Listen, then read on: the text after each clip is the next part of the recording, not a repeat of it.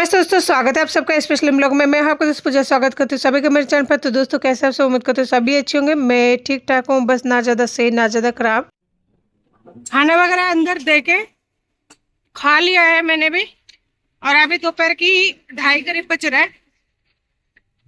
ये वाली दवाई है ना, ये नहीं मिल रहा है, इसे लाने जाना है। और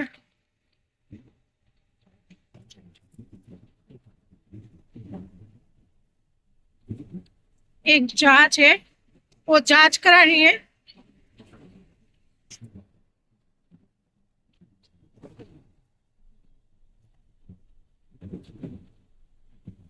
एक जांच है, वो पर्ची मुझे मिल नहीं रही है, तो वो जांच को कराने के लिए वहां पे जा रही हूँ। प्राइवेट डायग्नोस्टिक सेंटर है, वहां पे करा लूंगी। और सबसे मेन चीज ये दवाई है जो खत्म हो गई नहीं है। सबसे मेन मुझे क्या है पता है, यहाँ पे आसपास में कोई डायग्नोस्टिक सेंटर वाला नहीं है, मेडिकल स्टोर भी नहीं है। मेडिकल स्टोर के लिए बहुत दूर जाना पड़ता है, वही जा रही हूँ। बहुत दूर मतलब काफी दूर। और यहाँ पे जो भी खाना वगैरह आजकल मिल रहा था ढाबे से, वो भी बंद है आज शाम के बाद में, क्योंकि नगर निगम वाले उनको भी हटा रहे हैं, पता नहीं क्यों।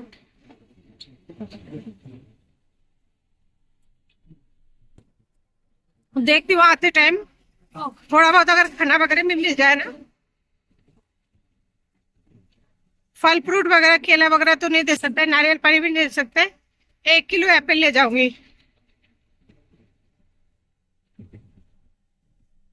एप्पल के अलावा कुछ नहीं दे सकते। देखो कितने दूर तक आ गए, अभी तक का दुकान वगैरह नहीं दिख रहा है। तो जी फाइनली टोटो से मैं उतर चुकी थी, और पास में जो है डायग्नोस्टिक सेंटर है। इतना दूर आना पड़ता है मेडिसिन लेने के लिए, और जो भी जांचें मतलब वहाँ पे नहीं होता हॉस्पिटल में, तो बाहर से कराने के लिए। और ये जांचें जो है मेरी करानी है, क्योंकि मेरी तबीयत यहाँ रहते रहते भी डाउन हो चुकी है।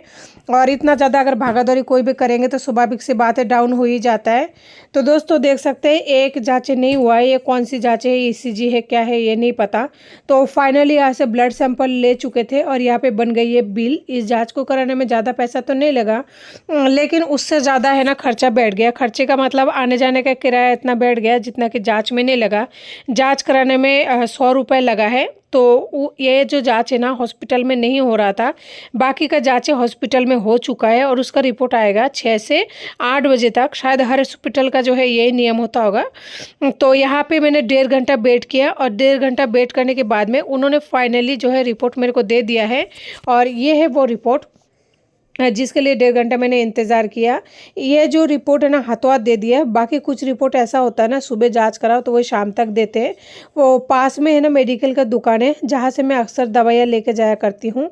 तो वहाँ से मुझे कुछ कुछ सामान लेने थी, तो मैंने सोचा क्यों ना ले लेती हूँ, क्योंकि मेरा घर बहुत ज़्यादा दूर पड़ जाता है, और हॉस्पिटल से आना भी यहाँ तक संभव नहीं हो पाता है। तो ये घर का कुछ डेली यूज़ का जो आता है ना काम, तो वही सारे दवाई लिए हैं। तो देख सकते हैं कितना पैसा बैठ गया है।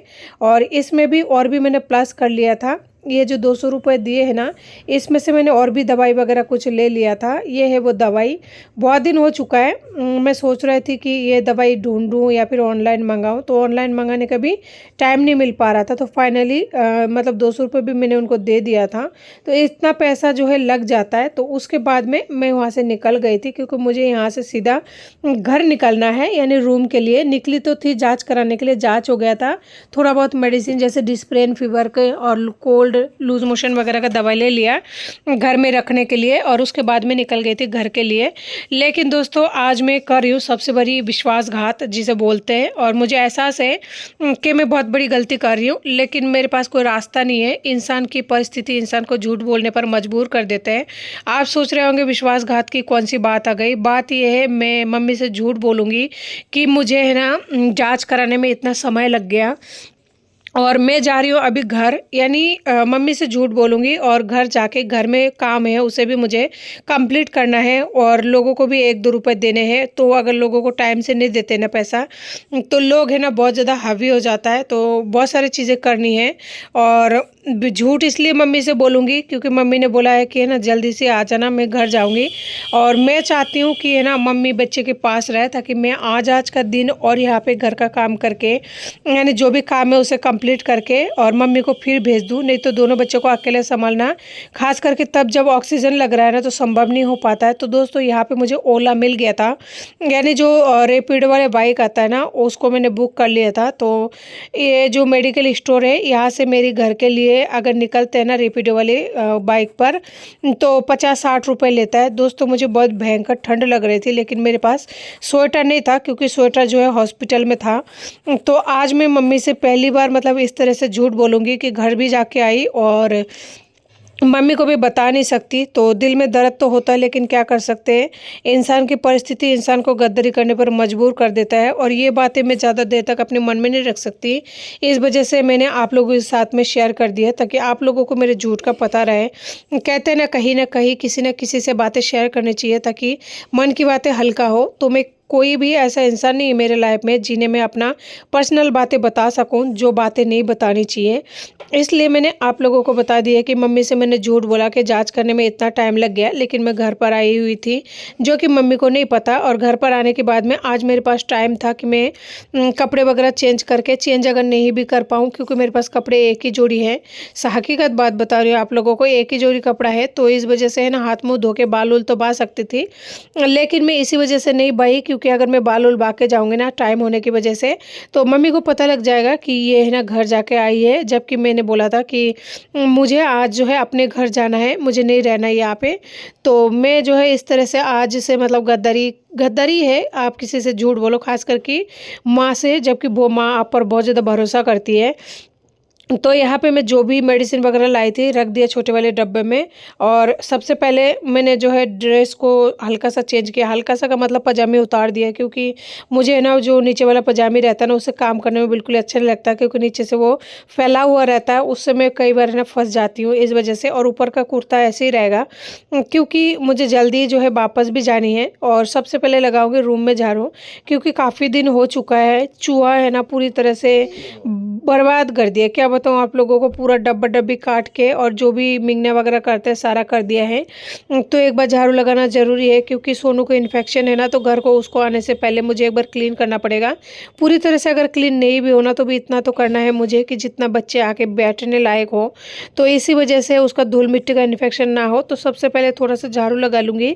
और बहुत दिनों का बर्तन वगैरह है ना, सिंक भर चुका है, तो सिंक में से भी थोड़ा सा मुझे बर्तन करना है, जितना हो पाएगा उतना करूँगी। और मेरी जो कुकिंग चैनल है ना, उसके लिए भी मुझे वीडियो बनाकर लेके जाने हैं।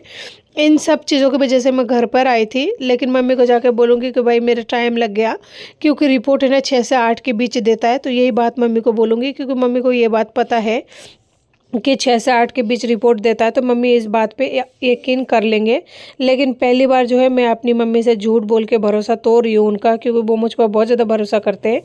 लेकिन क्या कर सकती हूँ, अगर मैं उन्हें कहूँ कि ना मेरी काम जल्दी हो गया था और मैं घर गई थी, तो मुझे पता है मुझ पर वो कितना ज़्यादा बरसेंगे। और मैं जैसे ही हॉस्पिटल पहुँचूँगी, अगर रात हो जाएगा तो फिर वो नहीं जाएंगे, लेकिन अगर दिन होता है ना तो वो हाथों हाथ चल जाते हैं। बस यही वजह है उनसे झूठ बोलने का, और मेरे पास कोई रास्ता नहीं है, इसलिए मैं ऐसा कर रही हूँ। दोस्तों मुझे नहीं पता मैं गलत कर रही हूँ सही कर रही हूँ, लेकिन मेरे अपने बच्चों के लिए मतलब इस तरह से झूठ बोल रही हूँ। तो मुझे अफसोस तो है, लेकिन अफसोस भी नहीं है, क्योंकि क्या बुराई है अगर मैं कुछ गलत नहीं कर रही हूँ तो, क्योंकि घर का ही काम करने के लिए आई हूँ और लोगों का कुछ ना कुछ देना पड़ता है। यानी जो मैं उधारी वगैरह लेती हूँ या ले रखी हूँ उनको भी देना है। वो लोग थोड़ी ना इंतज़ार करेंगे, किसी को कहाँ जाना है, कोई गांव से आता है, नहीं देंगे ना तो फिर दोबारा मुसीबत के टाइम आप जब पड़ेंगे तो फिर मांगेंगे, तो फिर वो भी लोग नहीं देंगे। जुबान पर चाहे ही आजकल मतलब टिका हुआ कोई लोग नहीं है, लेकिन जुबान से ही दुनिया चलती है। तो फाइनली झाड़ू मैंने सिर्फ इतना ही लगाया जितना बस बच्चे आके खड़े हो पाए उस रूम से, और मतलब किचन तक लगा दिया है। और उसके बाद में देख सकते हैं कितने सारा बर्तन यहाँ पे इकट्ठे हो चुका है। कुकर वगैरह जो है जिस दिन बच्चा हॉस्पिटल में एडमिट हुआ था उसी दिन का है, और कुकर में बहुत सारा चावल भी था, क्योंकि मुझे नहीं पता था बच्चे का एडमिट वहाँ पे हो जाएगा। इस वजह से ना कुकर में चावल वगैरह था तो वो वैसे के वैसे ही रह गया। और 3-4 दिन बाद जो है इस कुकर को खोलते हैं ना तो देख सकते हैं कितना भयंकर फफूंद वगैरह आ जाता है चावल। वैसे सर्दियों में उतना ज़्यादा तो ख़राब नहीं हुआ है, लेकिन इन सब बर्तनों को फिर भी मांज के जाना ज़रूरी है, नहीं तो है ना कीटाणु पनप जाता है। इतने ज़्यादा दिन तक अगर बर्तन इस तरह से रखेंगे ना तो दूषित तो हो ही जाता है।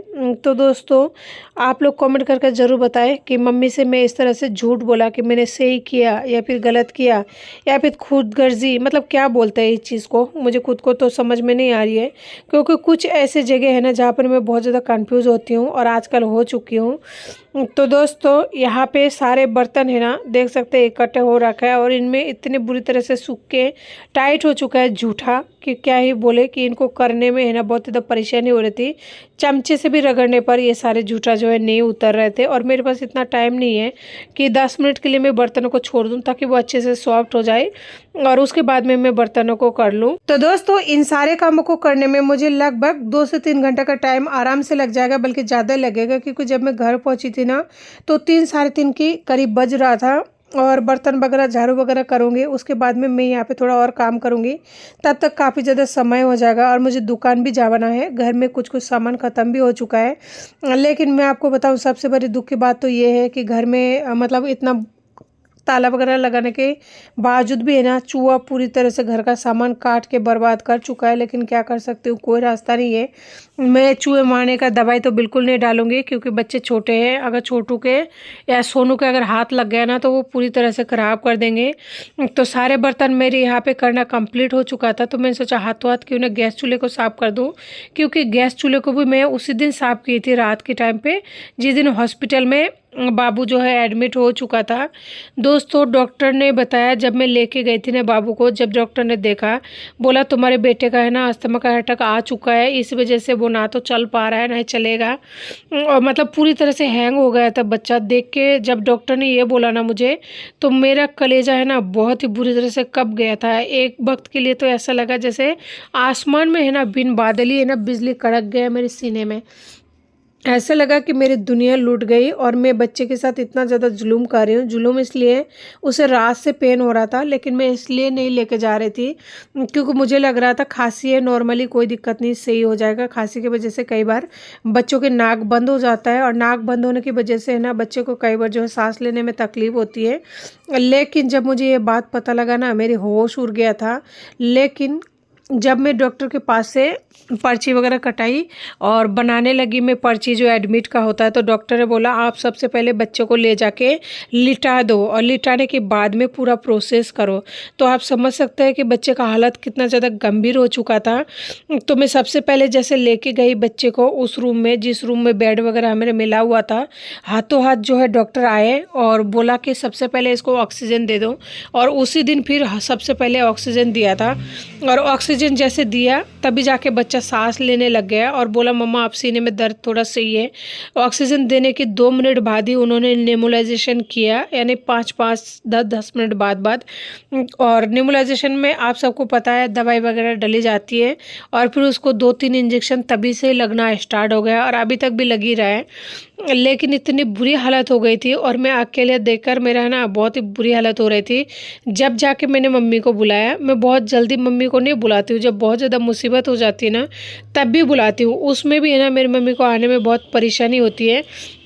मम्मी ने आज की बात नहीं, आज तो उनका उम्र भी नहीं है, मैं खुद ही कहती हूँ उम्र नहीं है और ना ही उनका हालत है, लेकिन शुरू से ही हमेशा बाहर वालों को इम्पोर्टेंट दिया है और हमेशा बाहर वालों को ही इम्पोर्टेंट देते हैं। अगर मैं बताऊँ आपको कि मम्मी ऐसा नहीं करते तो शायद हम लोग, क्या बताएं आपको कि मैं तो नहीं आती यहाँ पर, लेकिन मम्मी की कहने पे समझाने पे या जैसे भी करके मैं आई हूँ ना। आज भी मेरी मम्मी को अगर मैं कहती हूँ ना मम्मी मैं गाँव जाऊँगी, तो मेरी मम्मी का एक ही बात कहना रहता है, गाँव कभी मत जाना, इस जन्म में मत जाना, मरो तो मर जाना लेकिन जाना मत। मुझे ये समझ में नहीं आती कि वो इस तरह से क्यों कहती है।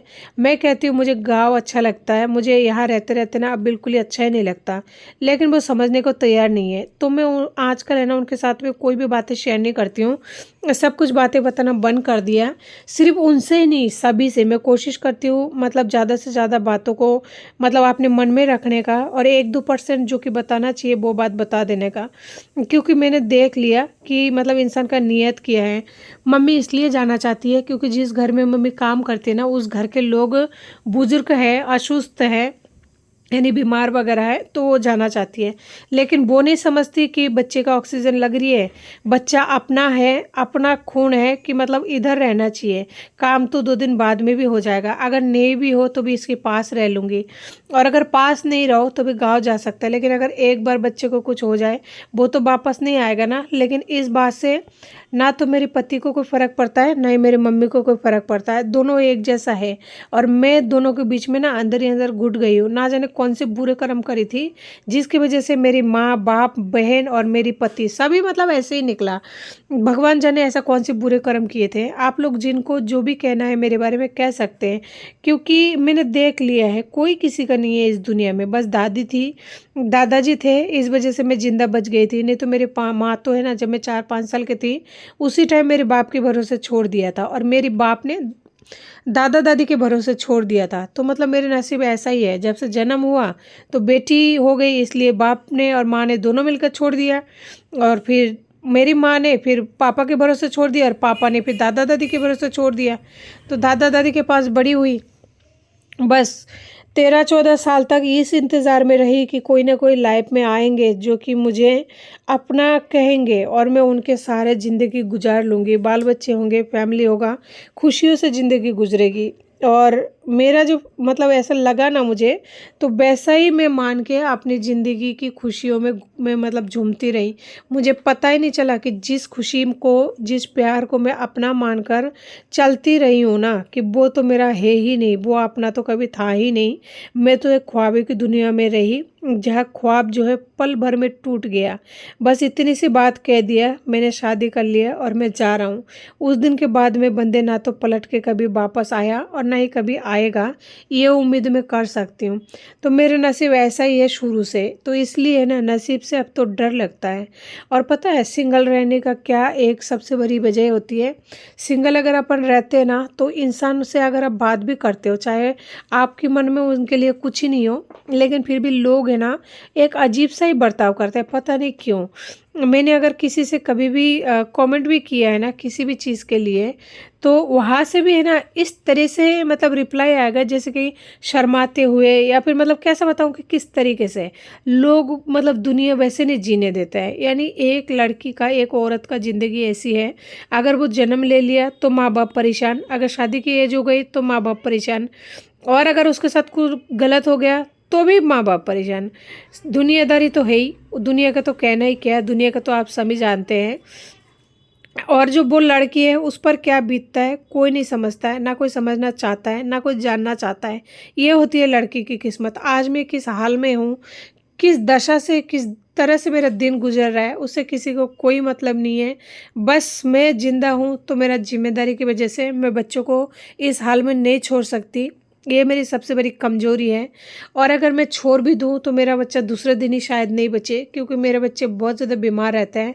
उसे ऑक्सीजन लगा हुआ है, लेकिन जो दवाइयाँ लिख रही है, एक एक दवाई 500 रुपये की हैं, बाहर से लाना पड़ रहा है। मुझे नहीं पता मैं कब तक धीरज बंद कर रहूँगी।